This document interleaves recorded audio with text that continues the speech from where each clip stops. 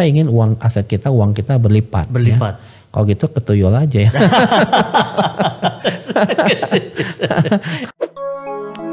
Cahaya Rancamaya Islamic Boarding School. Oke, assalamualaikum warahmatullahi wabarakatuh. Sahabat Cahaya Rancamaya dimanapun Anda berada, para siswa, orang tua, guru, dan juga para subscriber dari channel YouTube Cahaya Rancamaya. Kembali lagi bersama saya dengan Ari Rosandi, dan hari ini kita kedatangan tamu yang luar biasa dan insya Allah akan banyak bercerita atau memberikan pengetahuan juga pemahaman perihal yang tidak kalah penting bagi semua orang, baik itu di sekeliling kita, ya bahkan di seluruh dunia lah, bisa dikatakan demikian. Kita akan berbicara tentang uang. Nah, uang di sini bukan berarti uang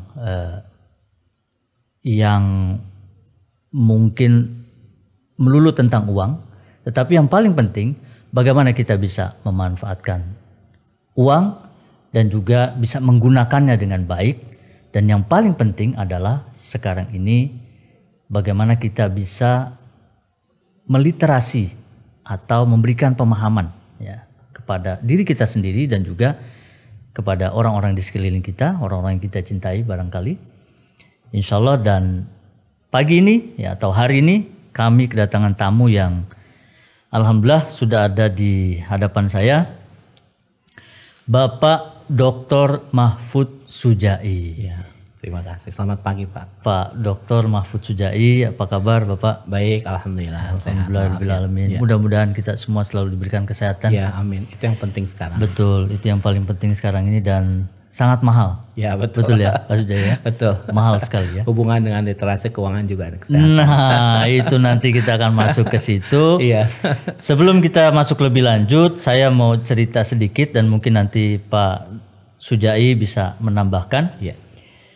Pak Sujai atau Bapak Dr. Mahfud Sujai, beliau adalah senior analis fiskal Ya. ya, di Kementerian Keuangan, Ya, betul. tepatnya di Badan Kebijakan Fiskal. Ya, betul. Ya, betul ya Pak ya? Iya, betul.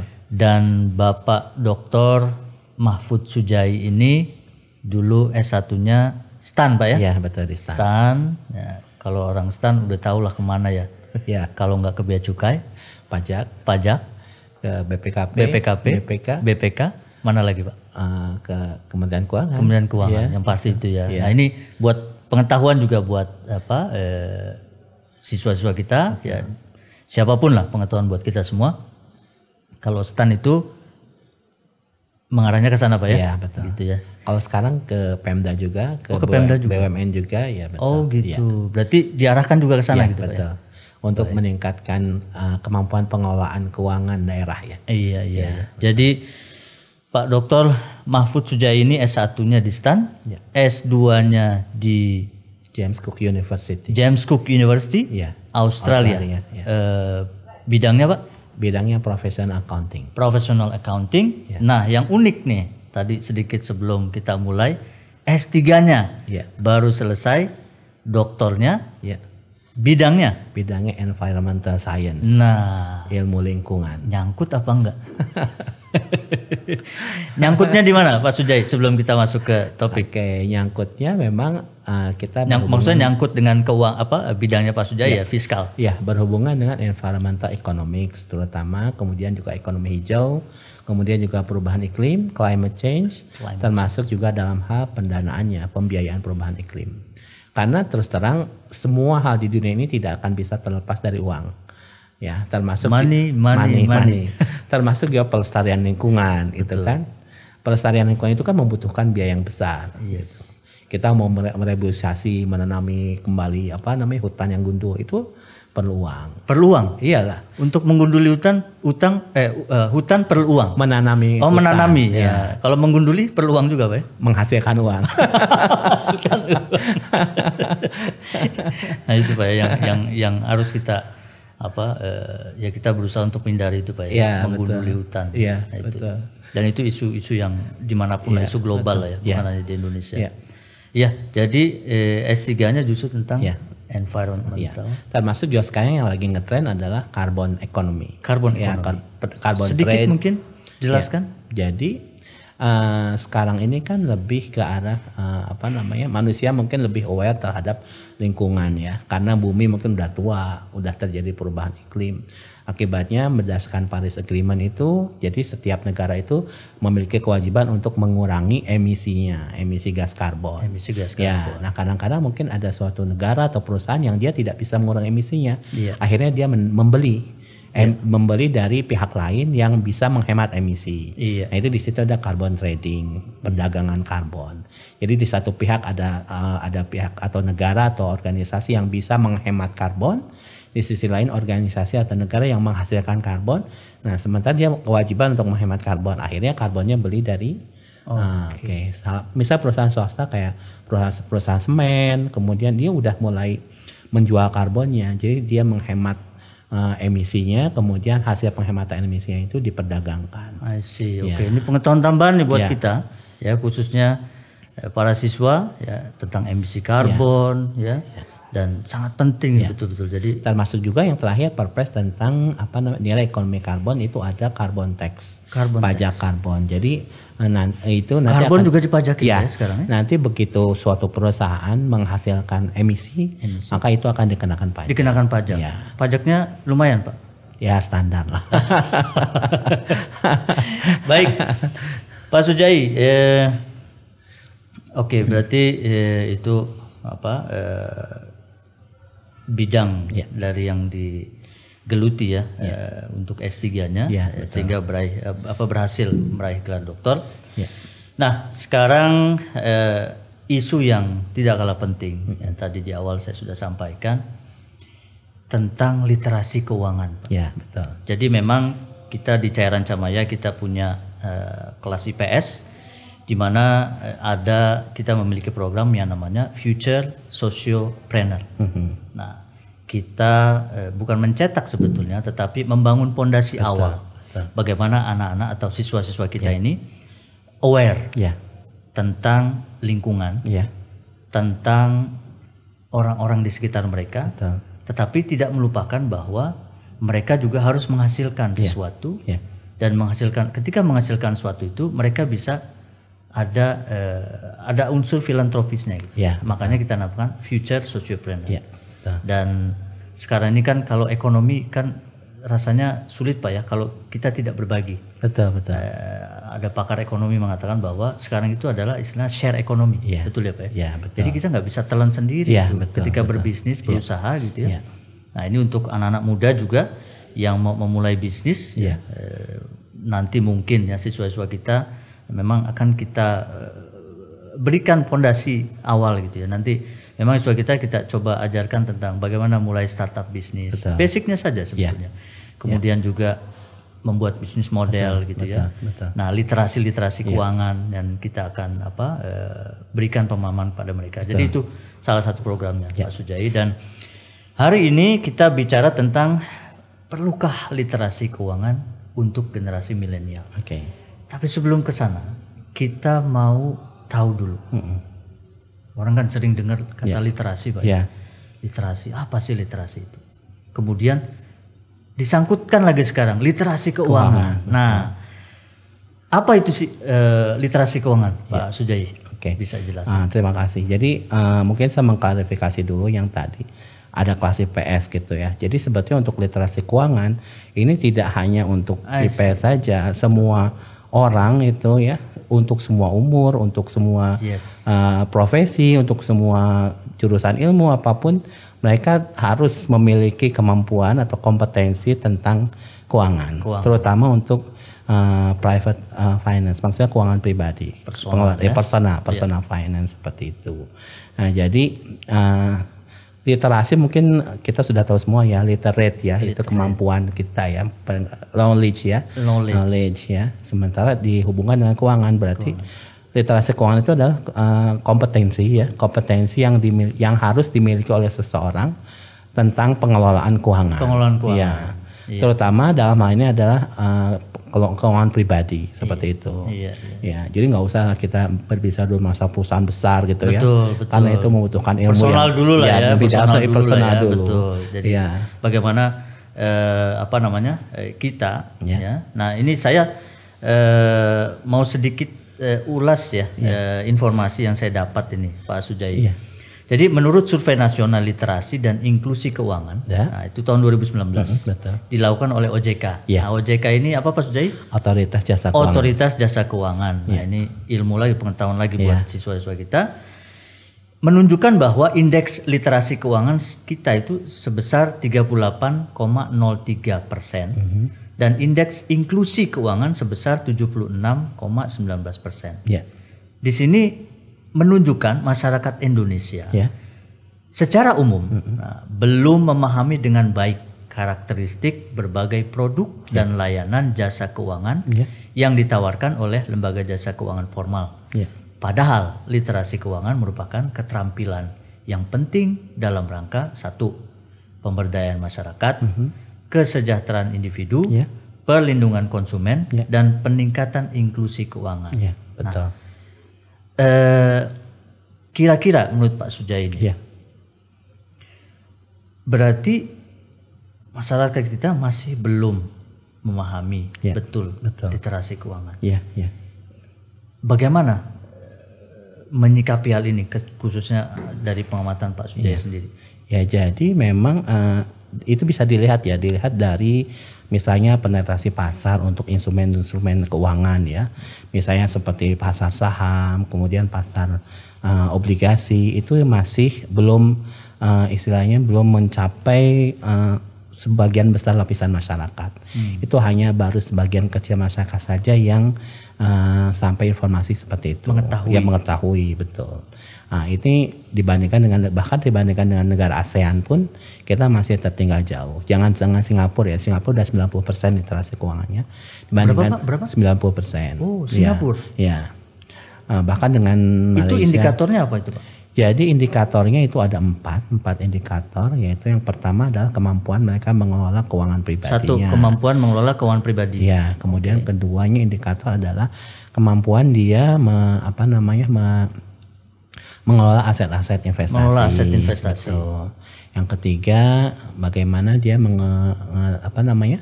mengetahui tentang pengeluaran pribadi ya. Pengeluaran pribadi.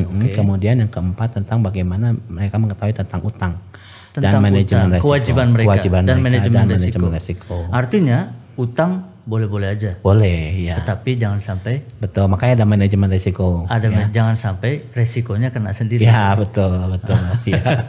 Utang itu kan bukan sesuatu yang dilarang. Bukan sesuatu yang dilarang. Betul. Yang penting dikelola dengan baik. Yang penting dikelola dengan baik. Ya. Nah, sekarang kita masuk ke generasi milenial. Iya, betul. Ya.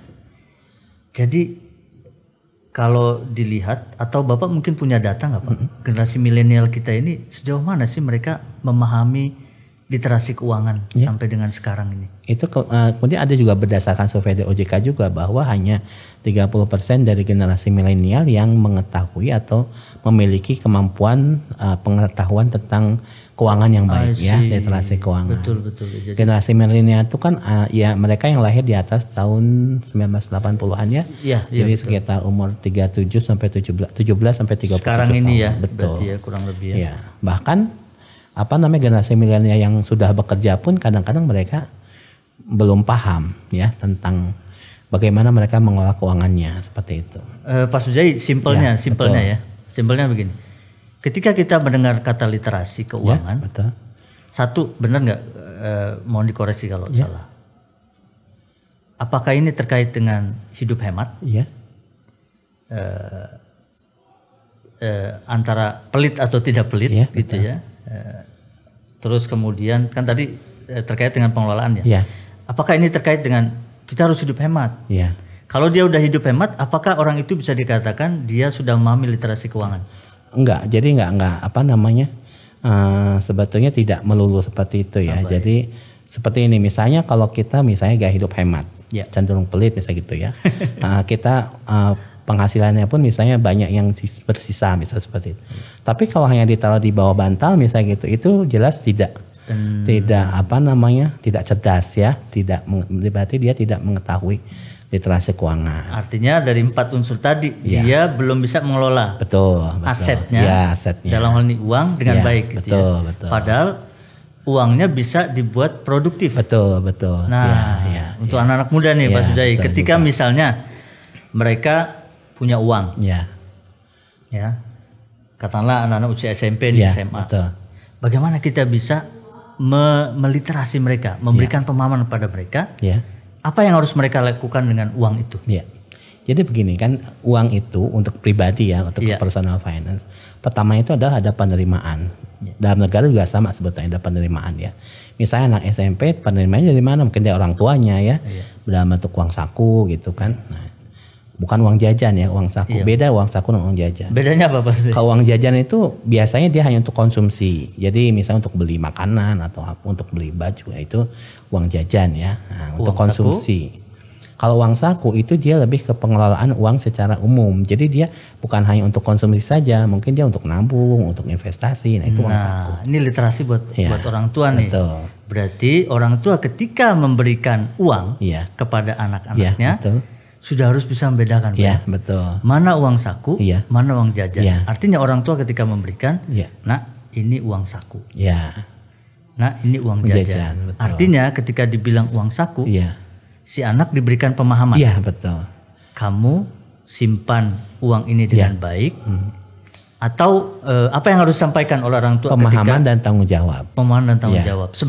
Bagaimana tanggung jawabnya Pak Sujai? Tanggung jawabnya adalah bagaimana dia bisa mengelola uang ini dengan baik, bahkan menghasilkan seperti itu. Kalau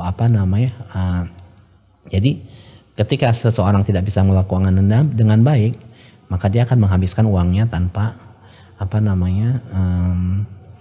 tanpa menghasilkan ya istilahnya. Ya betul. Dan menghasilkan di sini bukan berarti kita meminta anak untuk jualan Pak ya. Bukan. Tapi bagaimana mengelola dia itu ketika dia membutuhkan sesuatu, dia bisa pakai.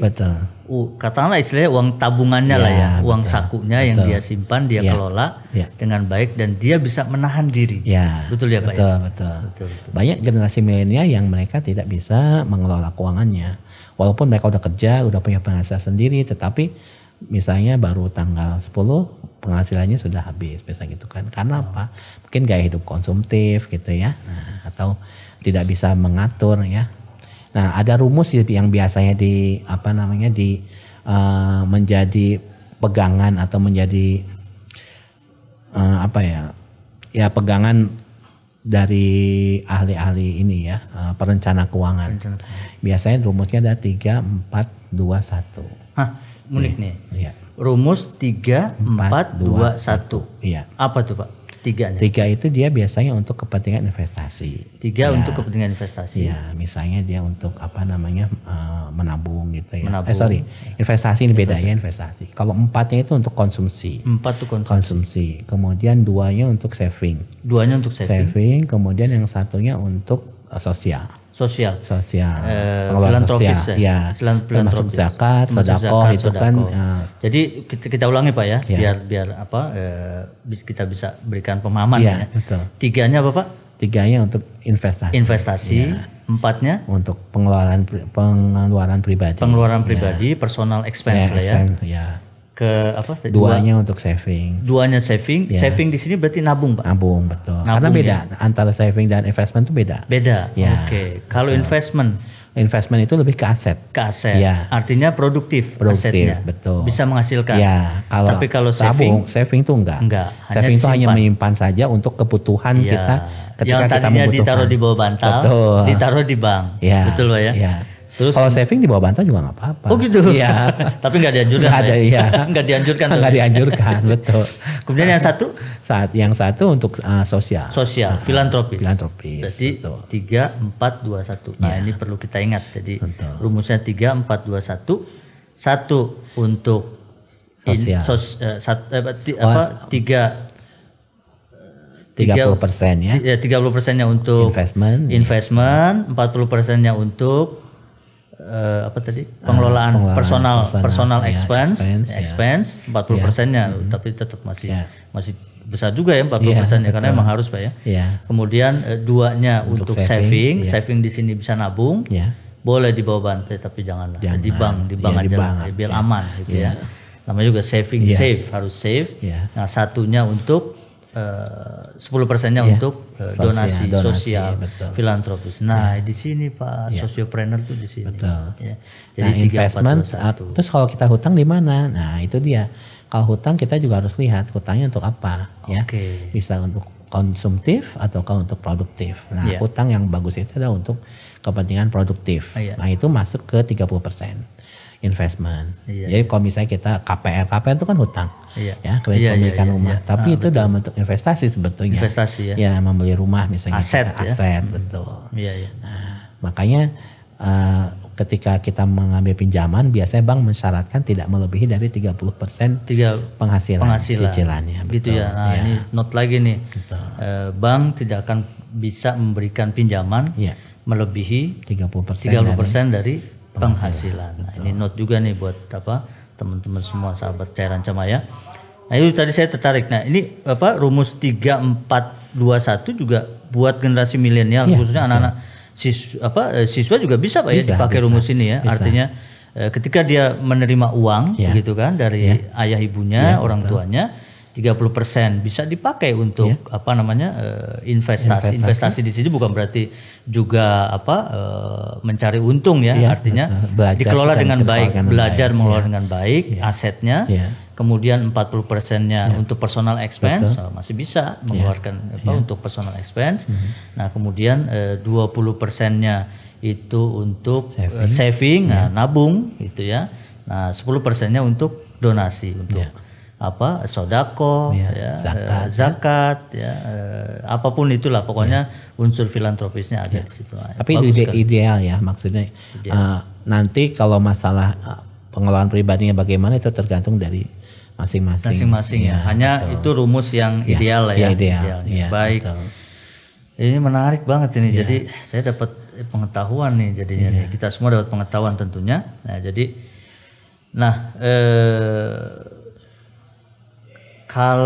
jadi sekarang ini Pak, gimana sih caranya meningkatkan literasi keuangan menjadi well literate? Caranya gimana Pak? Ada pertama tipsnya? Tuh ya dengan ini ya, berkampanye ya, kita meningkat dari pemerintah, dari sekolah gitu ya. Nah, ini yang kadang-kadang kurang digencarkan ya. Nah, sebetulnya bukan hanya milenial aja, bahkan dari kecil pun, dari mulai anak-anak harus sudah diajarkan masalah literasi keuangan ini ya, seperti itu. Kenapa? Karena literasi keuangan ini kan untuk semua orang itu kan, tidak peduli dia dokter kah, insinyur kah, atau semua harus bisa mengelola uangnya seperti itu. Jangan sampai mereka kesulitan gitu kan. Nah, betul. Jadi termasuk juga di generasi muda, di pelajar seperti itu ya. Nah, kita harus kenalkan dulu bagaimana investasi, bagaimana instrumen-instrumen keuangan ya, kemudian bagaimana pendalaman pasar, sehingga mereka ketika masuk ke jenjang berikutnya, entah itu kuliah atau misalnya kerja gitu ya, mereka sudah memiliki pemahaman yang cukup baik seperti itu. Jadi sebagian besar sekarang karena di sekolahnya mereka tidak diajarkan literasi keuangan, akhirnya ketika dia bekerja kalap. Mereka dapat gaji, pegang uang, foya-foya Pak ya. Foya-foya pagi sekarang kan gaya hidupnya. Betul. Gaya hidup milenial kan. Beda. Nongkrong di kafe. Ya, gitu kan, nongkrong di kafe. Liburan kemana? Traveling gitu kan. Yang nggak jelas mungkin ya. Betul. Nah, itu harus ada remnya ya Pak ya. Iya, betul. Harus ada remnya ya. Iya. Nah, itu sekarang kan lebih budaya show off ya. Dengan Instagram lah, media sosial ya. Betul. Sekarang muncul crazy rich. Saya lihat betul. Itu fenomena apa ya Pak Sujai? Ini sebetulnya fenomena ini ya hedonis kah atau kecintaan terhadap dunia mungkin kalau dalam agama ya. Ya, sehingga itu sebenarnya nggak masalah, asal bisa dikelola itulah. Yang penting tuh kata kuncinya pengelolaan ya. Mungkin dari orang-orang seperti ini juga mereka bilang ini uang aku, uang saya, apa urusannya gitu. Nah, tetapi sebagai sebuah contoh ketika terlalu show off gitu mungkin ya untuk sebagian besar kalangan apalagi anak-anak muda yang katakanlah belum well literate gitu ya. Ini bisa jadi contoh yang kurang baik juga. Iya, betul. Akhirnya mungkin banyak juga dari anak-anaknya tidak mampu tapi karena mencontoh ya gaya hidup seperti itu akhirnya terlilit utang gitu. Karena itu kan bisa juga utangnya sekarang yang lagi rame juga nih. Iya, betul. Pinjaman online gitu kan. Pinjol itu lebih parah dari rentenir ya. Ngeri betul ya. Karena kalau saya baca di media-media beritanya itu mengerikan sekali. Sampai karena mereka lebih pokoknya yang penting kasih pinjam aja dulu gitu kan. Betul. Masalahnya mengembalikan urusan belakangan ya. Padahal itu sebenarnya nggak secara ilmu keuangan nggak bagus. Ini bagian dari literasi keuangan juga. Pokoknya untuk anak-anak muda, generasi milenial, ketika menginginkan sesuatu, hindari betul itu. Pinjaman yang tidak jelas, pinjaman apalagi ilegal gitu ya, dan jangan sampai terlilit. Ini bagian dari literasi. Jadi, kita harus pertama kali yang dilihat itu adalah penerimaannya. Ya, kita misalnya punya penghasilan berapa, penerimaan uang berapa. Nah, kita jangan sampai peribahasa ya besar pasak dari tiang. Betul. Jadi anak milenial harus tahu nih peribahasa ini nih ya. Yang nggak tahu ya. Jangan nggak tahu betul. Jangan sampai besar pasak daripada tiang. Ya kan? Kalau udah besar pasak daripada tiang, habis tiang. Iya betul. Jadi gerogoti Pak ya. Iya. Gitu. Iya. Betul. Jadi berapa misalnya dia dikasih uang saku kalau misalnya masih sekolah ya oleh orang tuanya misalnya sekian misalnya per bulan. Nah sebisa mungkin sebetulnya dia pengeluarannya harus diatur. Kan? Jangan sampai melebihi dari penghasilannya. Pakai rumus tadi Pak ya. 3421. Nah ini saya akan selalu ingatkan nih. Bisa jadi pemahaman buat anak-anak kita, siswa-siswa kita ini nanti. Jadi pakai rumus itu, idealnya itu, gitu ya. Tetap punya hak untuk mengeluarkan personal expense, untuk pengeluaran buat diri sendiri ada gitu. Tapi jangan lupakan unsur yang lain. Gitu. Betul. Keren. Oke. Nah, orang tuanya harus mendidik anaknya ya. Misalnya kalau memang udah 1 bulan jatahnya habis ya udah jangan misalnya. Kadang-kadang sekarang kan. Ini gimana tips buat orang tua gimana Pak Sujai? Kita berikan saja uang saku berapa per bulan misalnya sesuai dengan kebutuhan mereka misalnya sesuai dengan kebutuhan. Iya. Bukan keinginan. Ya. Nah, ini penting. Jadi orang tua kita semua ya mudah-mudahan tanpa bermaksud pokoknya maksud kita baik gitu ya menyampaikan hal ini. Kita boleh menyayangi anak-anak kita, tetapi pada saat kita memberikan sesuatu kepada mereka harus ada takaran.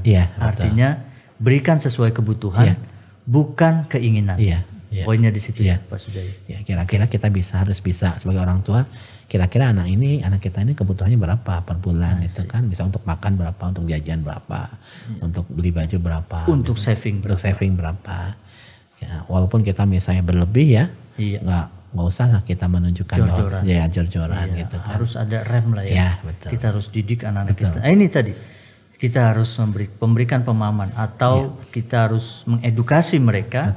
Ya, literasi keuangan mereka harus kita sampaikan kepada mereka. Betul. Rumus-rumus tadi jangan lupa pokoknya. Nah, sekarang nih Pak Sujai ini terkait dengan anak-anak muda yang kalau kecenderungannya sekarang ya, khususnya anak SMA ya, mereka udah dewasa gitu ya.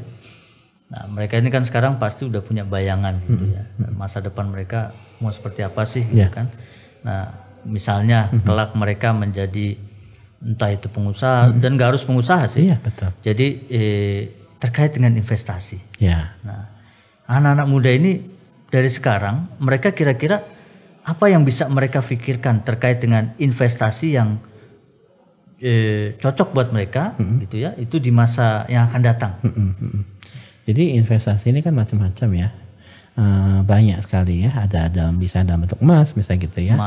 Emas, kemudian dalam bentuk surat berharga misalnya saham atau obligasi. Ya, atau deposito ya. obligasi itu apa? Obligasi itu surat utang ya. Surat Ya, utang. jadi satu pihak atau satu organisasi atau satu negara mereka menerbitkan surat utang ya. Dan dibeli oleh Dibeli yang punya oleh uang. yang punya uang, kemudian yang punya dia akan memberikan imbal hasil. Akan mendapatkan imbal hasil ya. dari surat utang Dari surat utang tersebut pada tersebut. saat jatuh tempo. Iya, pada saat jatuh. Enggak, tergantung. Oh, tergantung. Bisa jatuh tempo, bisa juga per bulan. Per bulan. Seperti itu Jadi, ya. kayak deposito begitu. Beda Enggak, tapi beda ya. beda. Baik. Ya, baik. betul. Oke. Ya, jadi itu obligasi. Ya, ini pemahaman saja. Ya. Ya, jadi, Kemudian dari surat berharga, kemudian juga bisa. Kalau sekarang yang lebih ini lagi bisa ke forex ya, Forex exchange ya. Forex exchange itu Valuta sedikit mungkin asing. dijelaskan.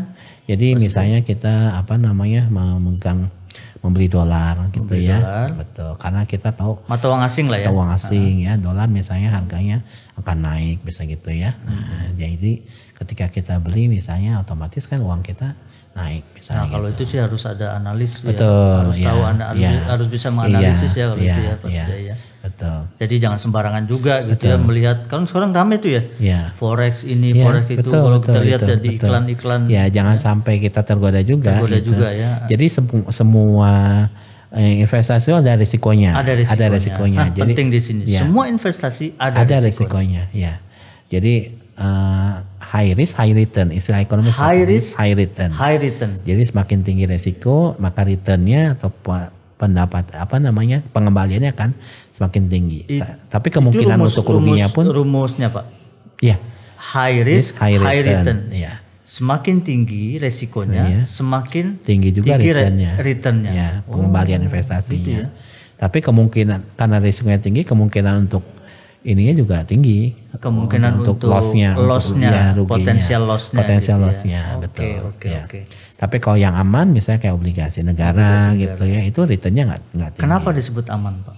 Karena tidak mungkin bangkrut ya. Oke, negara ya. Negara ya, tidak mungkin ngemplang seperti itu. Ngemplang, Ya, jadi resikonya. Kalau forex tadi kan ada swasta ya. Iya, betul. Itu Artinya swasta kan bisa aja dia bangkrut. trading ya bisa. bangkrut. Termasuk juga saham itu kan termasuk resikonya Betul tinggi. ya, resikonya tinggi. Saham pun macam-macam. Kalau yang blue chip mungkin nggak Blue terlalu chip. tinggi Nah, resikonya. sedikit mungkin jelasin Pak, blue chip itu apa? Saham blue chip itu. Kalau saham blue chip itu saham yang memang sudah perusahaannya udah besar ya.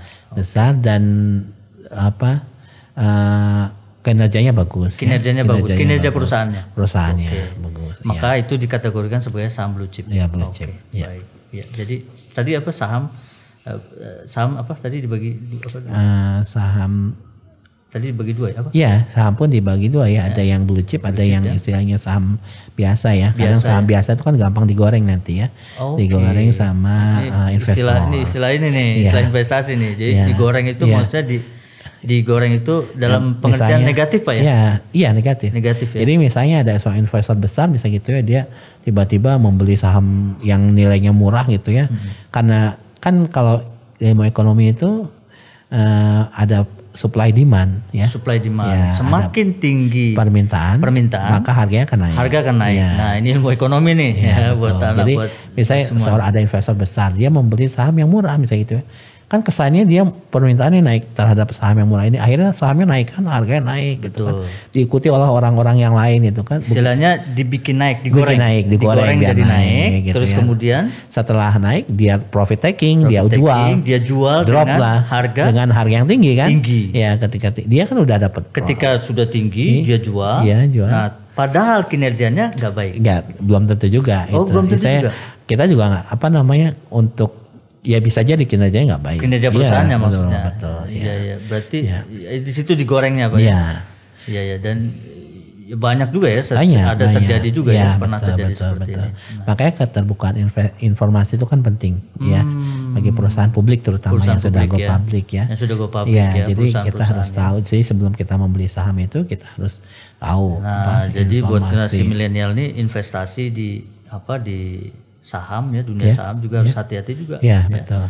Jangan sampai kita masuk atau terperangkap ya ke penanaman modal atau saham perusahaan-perusahaan yang berkinerja nggak baik ya, dan ya itu tadi bukan termasuk saham yang blue chip ya, gitu ya. Betul. Artinya harus punya daya analisis ya, Pak. Betul. Lagi-lagi literasi keuangan harus tahu. Itu dia, betul. Baik.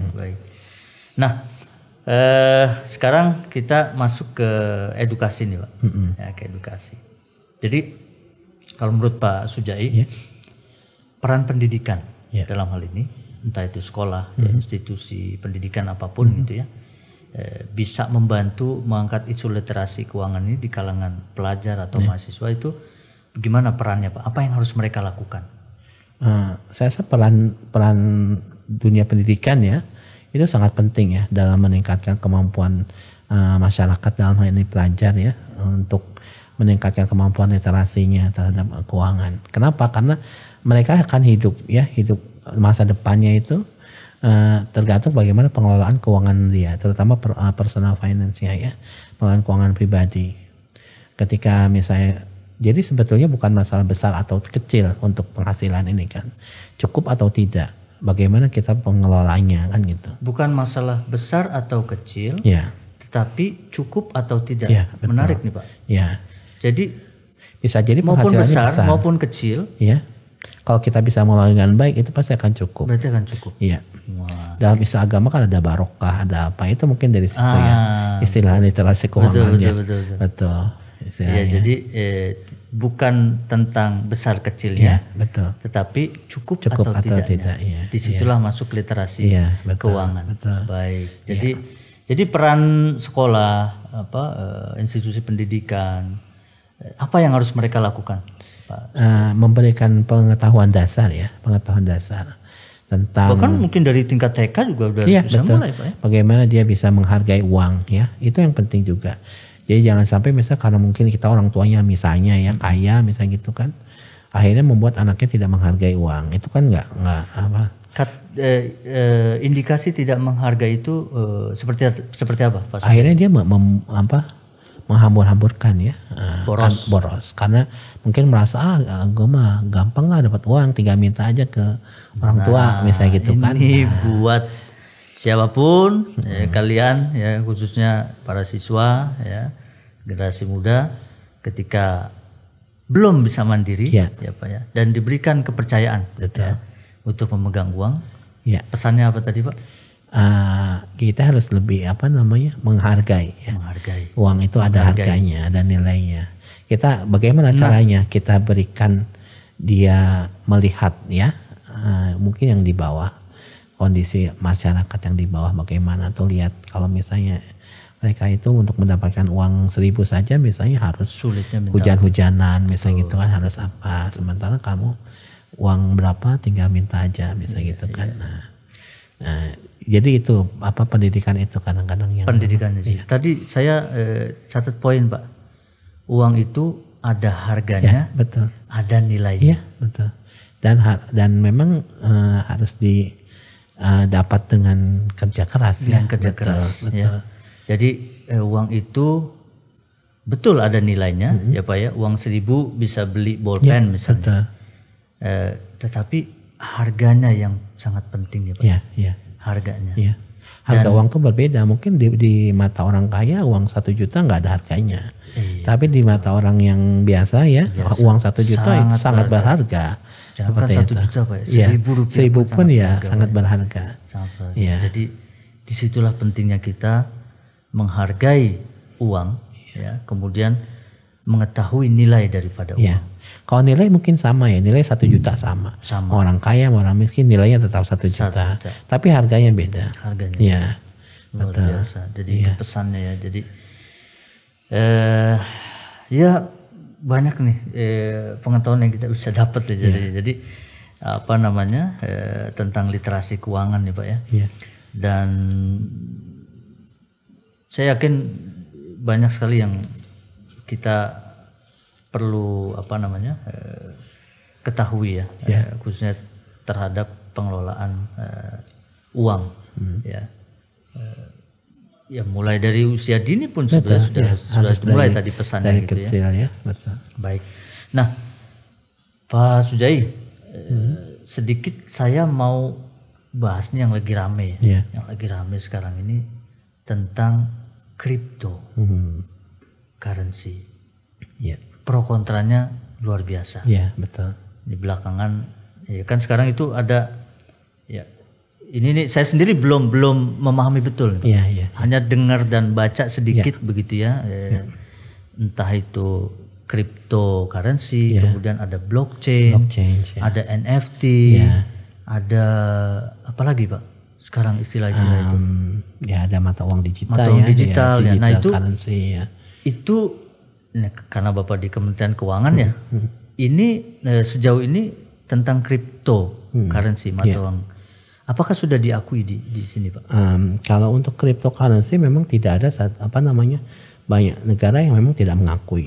Yaitu jadi secara aspek legalnya memang tidak ada. Ya. Kenapa tidak diakui? Karena memang cryptocurrency ini dia tidak diatur oleh bank sentral. Tidak diatur oleh bank sentral. Karena otoritas moneter di setiap negara itu kan bank sentral. Ya. Jadi ketika terjadi sesuatu maka bank sentral ataupun pemerintah tidak bertanggung jawab. Pak, ya? Dan resikonya dipegang oleh pemiliknya sendiri. Ya. Jadi itu cryptocurrency itu kan itu dari crypto ya. Crypto itu kayak semacam kode-kode gitu ya. Ya dulu kan waktu zaman Perang Dunia di Jerman itu kan ada kriptografi ya. Jadi ini juga jadi currency ini dia digunakan kode sehingga tidak ada yang sama dan akhirnya secara ini tidak bisa dipalsukan. Tidak bisa dipalsukan. Keunikannya memang di situ Pak. Iya, keunikannya di situ gitu kan. Jadi istilahnya akhirnya dia bisa jadi alat tukar, tapi sebetulnya alat tukarnya seperti barter aja. Akhirnya seperti emas gitu kan, barter. Iya. Tapi dia bukan sebagai alat pembayaran yang sah. Ya. Bukan sebagai alat pembayaran yang sah. Ya, betul. Ya. Nah, dan ketika kita mau bertransaksi dengan Bitcoin ya antara penjual dan pembeli ya memang harus bersepakat ya. Sepakat dulu ya. Sepakat gitu. Jadi sepakat dalam pengertian apa nih? Terutama dalam nilainya. Makanya kan cryptocurrency ini nilainya fluktuatif ya. Betul. Fluktuatif. Dan sangat spekulatif. Betul. Jadi fluktuatif dan spekulatif Pak ya. Dan ini yang justru sebetulnya agak sedikit, ya bukan agak sedikit, berbahaya juga Pak. Berbahaya ya. Untuk beresiko, generasi milenial ya. Artinya harus hati-hati lah ya. Hati-hati ya. Ya meskipun sekarang sudah sedang tren gitu ya. Betul. Orang sudah masuk ke sana gitu ya. Bahkan sudah banyak saya lihat itu toko-toko apa istilahnya tuh di Bitcoin ya gitu ya. Itu saya sendiri belum paham itu Pak terus terang. Saya juga bukan mau memasuki tapi apa sih itu gitu ya. Artinya ini kan juga untuk bagian dari literasi ya. Literasi kita berikan pemahaman yang baik ya kepada termasuk anak saya juga gitu ya, kepada siswa-siswa kita gitu ya.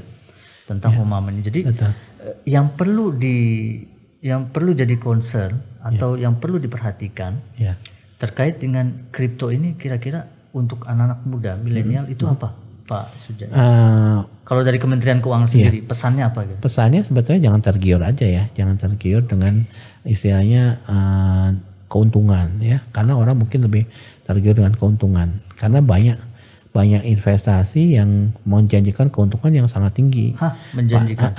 Padahal seperti tadi high risk high return banyak, misalnya kayak Ponzi scheme ya, skema Ponzi ya, ketika orang misalnya ini kita menginvestasikan misalnya 1 juta tapi diberikan returnnya misalnya 1 bulan 1 juta misalnya gitu kan, itu kan sebetulnya nggak mungkin ya, usaha apapun nggak mungkin, nggak ada seperti itu usaha ya, Pak. Jadi kita keluar modal 1 juta nanti minggu depan dikasih keuntungan 1 juta itu nggak mungkin. Nah ini pengetahuan nih Pak ya, Ponzi scheme itu skema Ponzi itu menjanjikan sesuatu yang seperti menguras istilahnya itu mungkin nafsu kita Pak ya. Iya, betul. Hasrat kita atau hasrat besar kita untuk terus jor-joran gitu Pak ya. Kita ingin uang kita berlipat. Ya.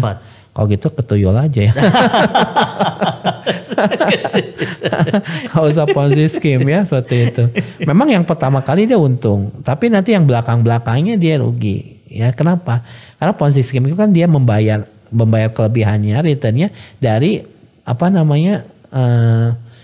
investor yang menanam modal berikutnya. Terus berikutnya ini kan. Ini literasi juga nih Pak. Akhirnya belakang nggak kebagian. Biar generasi milenial kita nih nggak tertipu ya. Betul. Nggak dibohongi, nggak mudah dibohongi dengan skema Ponzi ini. Nah, jadi concernnya tadi Pak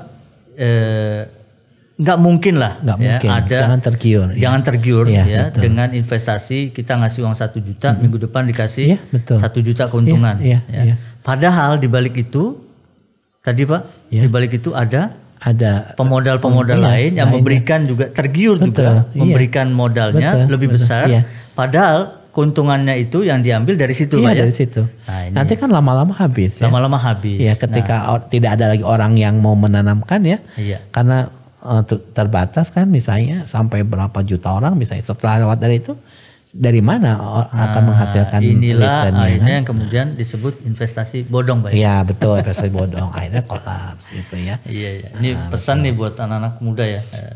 Siapa? Kalangan milenial ya, betul-betul penting. Pokoknya harus kita cerdas dalam menyikapi uang kita ya, istilahnya ya, harus kita ini saja dari secara logika saja itu sudah mungkin lah ya, nggak mungkin gitu. Betul. Tapi banyak ada aja orang yang tergiur, ada aja yang tergiur dan tertipu dan tidak hanya dari kalangan yang tidak terdidik saja ya, bahkan orang yang istilahnya cerdas itu mungkin karena hawa nafsu untuk menghasilkan return yang cepat dalam waktu besar dalam waktu yang cepat. Ya, padahal kan namanya usaha tuh nggak ada instan. Semua kan penting butuh di sini, proses. Pak, poinnya, Pak. Betul. Poinnya di sini penting nih. Anda tidak bisa langsung jadi dokter gitu kan. Kalau nggak SMA dulu Cahaya Rancamaya, S1 dulu, S2 dulu kan gitu. Betul. Jadi karena memang generasi milenial sekarang Pak, salah satu cirinya itu ingin serba instan. Iya, cepat ya, ingin serba cepat. Cepat kaya, cepat tenar, cepat populer. Betul. Ya. Tapi cepat pula jatuhnya. Ya. Itu yang disayangkan Pak ya. Ya. Dan jatuhnya macam-macam Pak ya. Betul. Alhamdulillah min dzalik, ada yang jatuh karena narkoba. Iya, betul. Nah, ini yang makanya literasi itu penting Pak, literasi keuangannya. Iya. Insyaallah. Jadi mudah-mudahan ini jadi masukan ya. Buat ini isu kripto juga nggak cuma kita aja, Pak. Ini sudah jadi isu dunia ya, global. Bahkan kita kan kebetulan jadi presidensi G20. Ya, tahun ini Pak ya. Ya, salah satu isu yang dibahas itu adalah tentang cryptocurrency. Oh gitu. Ya. Termasuk mata uang digital. Jadi bank sentral setiap negara itu, negara G20, dia memang akan memiliki berupaya ya untuk memblok, menghambat lah perkembangan dari cryptocurrency ini. Berarti bank-bank sentral khususnya negara-negara G20 besar ini ya, G20 itu sedang berusaha untuk menghambat ataupun sedang berusaha untuk mengatur Pak ya. Kayaknya kalau menghambat agak sulit kan, enggak ya? Mengatur ya. Dengan cara apa? Dengan cara mereka bisa diatur itu Pak. Ini kan digital. Bukan mengatur, supaya masyarakat ada pilihan lain, pilihan lain dan mengedukasi juga mungkin ya. Nah, akhirnya mungkin dengan menerbitkan CBDC. CBDC itu Central Bank Digital Currency. Central Bank Digital Currency. Jadi ada mata uang digital. Central Bank Digital Currency. Oke. Itu di setiap negara ada Pak? Atau rencananya bakal ada. Termasuk Bank Indonesia. Termasuk Bank Indonesia. Ya, jadi itu seperti e-wallet ya. E-wallet kan sekarang ya. Kalau e-wallet iyalah ya banyak sekarang. Jadi memang uang karta itu nanti udah makin ditinggalkan, berkurang ya. Ditinggalkan. Ya, jadi bisa investasi dalam bentuk mata uang digital. Seperti itu. Iya. Ya kalau sekarang kan alat pembayaran kita udah pakai saya tanpa nyebut merek ya, e-wallet ya. E-wallet banyak lah ya. Ya sedikit lah saya sebut misalnya kita udah pakai OVO ya, pakai Dana, Link aja gitu ya, GoPay segala macam gitu ya. Itu sudah jadi alat transaksi. Ya. Kadang kita dalam sebulan itu nggak pegang uang ya. Penghasilan kita langsung masuk rekening. Di rekening kita misalnya ke anak kita transfer lewat OVO misalnya atau lewat apapun ya. Nanti mereka jajan juga langsung pakai QR code dan seterusnya. Ini literasi keuangan lagi nih Pak. Iya. Kita udah dimudahkan. Jangan juga mudah keluar itu Pak. Iya betul. E-walletnya. Betul. Tapi memang ya ada negatifnya juga ya. Betul. Ketika kita jadi kurang merasa memiliki ya, kurang merasa memiliki terhadap uang ya, terhadap nilai uang kalau seperti itu tuh ya. Nah, kalau misalnya kita punya uang yang ini kan dieman-eman gitu ya. Iya, dijaga gitu. Dijaga ya, gitu. Tapi pegang begitu uang kartal ya. Iya, kartal begitu gitu ya. kita uangnya dalam bentuk digital langsung aja gitu. Tiba-tiba saya saldonya sudah habis gitu Lagi-lagi kan. hawa nafsu ya. Iya, betul. Begitu lihat ada barang Belanja bagus, online, belanja online, apa, habis betul. semuanya itu. Iya. Tiba-tiba saldo 0. Iya. Tinggal telepon bapak ibunya. Iya. Nah itu. Iya, Jadi sekarang mudah pesannya ya, itu Pak ya. betul. Jadi untuk anak-anak Semua khususnya serba pelajar digital, ya, ya. semua sudah dimudahkan. Betul. Tetapi jangan juga mudah untuk dihambur-hamburkan. Iya, betul. Pesannya Iya, itu. Iya. Iya.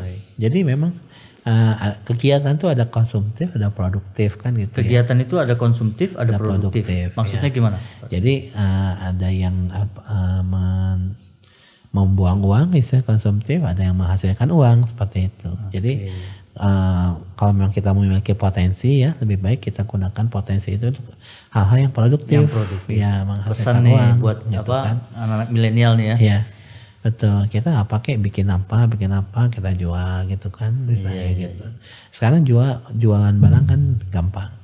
Ya, kita bisa kita daftarkan. Kita tinggal daftarkan. Apa namanya, ke lapak-lapak online ya, banyak tersedia gitu. Nah, tapi ya itu nggak mungkin persaingannya juga ya berat ya, betul. Ya. Iya, intinya itulah Pak ya. Jadi bahwa tadi poin juga terakhir bahwa kita punya pilihan lah ya. Betul. Dalam mengelola aset atau uang ya. Ya. Kita mau konsumtif atau produktif. Ya, betul. Tinggal pilih. Iya. Kalau mau konsumtif, ya hasilnya jelas bahwa sifatnya akan menghambur-hamburkan. Iya, betul. Tapi kalau produktif akan menghasilkan sesuatu yang justru akan memberikan manfaat buat kita sendiri. Betul. Nah, itu pesannya. Jadi alhamdulillah kita bisa dapat banyak pengetahuan nih. Iya, betul. Terakhir aja Pak, ini terakhir ya, kita selesaikan podcast kita kali ini. Pesan dari Pak Sujai untuk generasi milenial terkait dengan keuangan. Pesannya Pak untuk mereka. Ya, pertama ada hargai uang ya. Hargai uang. Hargai uang. Uang itu kan didapat dengan susah payah. Orang tua, walaupun kita menerimanya dengan mudah, tapi orang tua kita juga mungkin menghasilkannya dengan susah payah kan, seperti itu. Sehingga ketika kita menghargai sesuatu, maka kita akan melepaskannya pun dengan berat, kan, seperti itu. Kalau kita tidak punya perasaan punya harga terhadap barang itu, melepaskannya gampang aja gitu kan. Termasuk uang juga gitu. Kita hargai uang kita. Sikapi dengan baik gitu kan, gunakan dengan bijak, gunakanlah untuk hal-hal yang perlu saja, jangan untuk hal-hal yang hawa nafsu ya. Dalam istilah agama hawa nafsu itu berarti misalnya kayak untuk gaya hidup ya, untuk show off ya. Show off itu kan mungkin juga dalam agama termasuk nggak bagus juga. Ria ya, betul ya. Itu yang pertama ya. Kemudian yang kedua, kita bersyukurlah ya dengan apa yang rezeki itu kan, balik ke agama lagi ya, uang itu kan itu bagian dari rezeki ya, part of rezeki. Jadi walaupun rezeki tidak hanya uang kan, kesehatan rezeki. Betul. Kemudian kita punya orang tua yang menyayangi kita juga rezeki gitu kan. Tapi uang itu kan salah satu bagian dari rezeki ya. Rezeki ini ya bagaimana kita bisa mengelola rezeki kita itu dalam bentuk uang itu dengan baik. Jangan sampai kita mubazir ya. Di agama sama, kembali lagi ke agama. Jadi sebenarnya agama itu memang sudah cocok dengan kita ya. Kita tidak boleh mubazir ya. Kalau memang kita tidak perlu ya nggak usah kita mengeluarkan seperti itu. Ya, itu yang kedua. Kemudian yang ketiga ya, kita harus paham berbagai instrumen keuangan, sehingga kita tidak ditipu, tidak dibodohi, atau dirugikan, terpancing lah terpancing, ya. betul, terpancing ya. Kalau misalnya tiba-tiba ada teman yang ngajak, oh kita investasiin uang kita di sini, misalnya kita tanam modal di sini, nanti returnnya hasilnya misalnya 1 bulan 100%. Nah, kalau kita pokoknya itu udah nggak mungkin lah ya, itu udah nggak mungkin lah ya. Nggak mungkin, betul ya. Kita harus betul-betul cerdas ya. Sekarang ada OJK ya, kita kalau misalnya di lembaga keuangan, kita cek saja kalau OJK ini apa. Mudah sekarang ya, dimudahkan ya. Ada OJK, betul, kita bisa cek ke sana gitu ya. Cek. Dan online juga Pak, kalau online juga bisa banyak cek ya. Terus kita jangan sampai terjerat dengan pinjaman online. Ilegal terutama ya.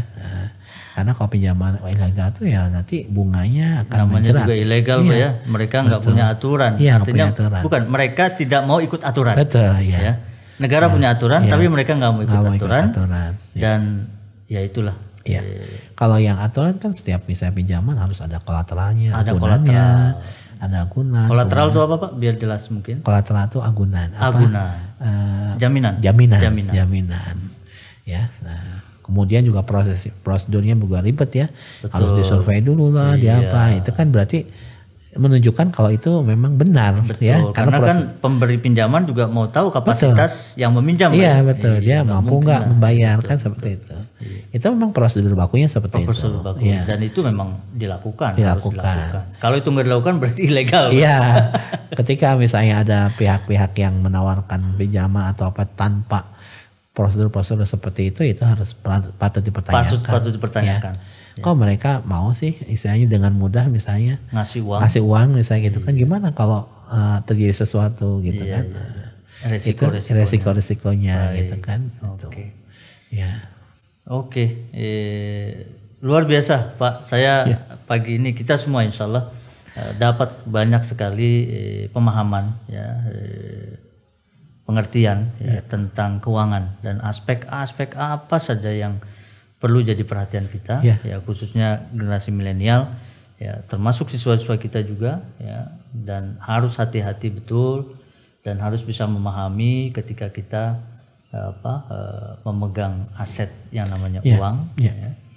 Dan insya Allah tadi Pak Suja juga sudah singgung, yang pasti kembali lagi ya, agama kita jelas sudah mengajarkan, Islam sudah memberikan warning ya kepada kita bagaimana kita bisa hidup hemat ya Pak ya, termasuk ya di situ, dan juga tidak riak juga ketika diberikan rezeki begitu melimpah, betul. Ya, tidak untuk di show off kan, tidak dihambur-hamburkan ya. Dan sudah jelas ya di dalam Al-Quran dan hadis juga sudah disampaikan, diingatkan juga. Insya Allah apa yang kita bahas pagi ini ya, hari ini banyak sekali manfaatnya Pak. Dan intinya kita harus sukses secara keuangan. Jadi apapun kita nanti ya, misal ada jadi dokter, ada yang jadi guru, ada yang jadi pengusaha, kita harus sukses secara keuangan. Sukses secara keuangan. Baik. Jadi lagi-lagi literasi keuangan sangat penting buat kita semua. Insya Allah. Terima kasih banyak Pak Dr. Mahfudz Sujai atas kehadiran dan juga perkenannya untuk berbagi pengetahuan, berbagi ilmu kepada kita semua, dan insya Allah mudah-mudahan nggak kapok. Kita akan undang nanti lagi Pak, kapan waktu nanti insya Allah. Terima kasih. Dan demikianlah sahabat Cairan Camaya semua, alhamdulillah obrolan kita pagi ini yang santai, rileks, tapi yakin saya ini konten yang sangat-sangat menarik dan memberikan pemahaman, juga menambah pengetahuan buat kita semua. Dan insya Allah kita semua diberikan kesehatan. Kita akan jumpa lagi di lain waktu. Dan jangan lupa subscribe YouTube channel dari Cairan Camaya. Terima kasih.